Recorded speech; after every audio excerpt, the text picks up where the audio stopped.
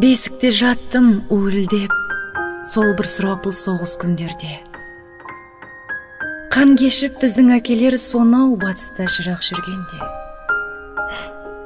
Жан папа деген бір ауыз сөзді айта алмай қалғандар көп қой, бір мен бе?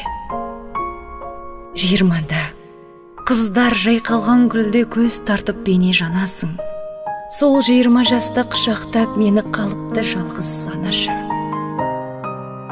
Тұңғышым деген мына мен шіркін кенжесі де боп қалыппын.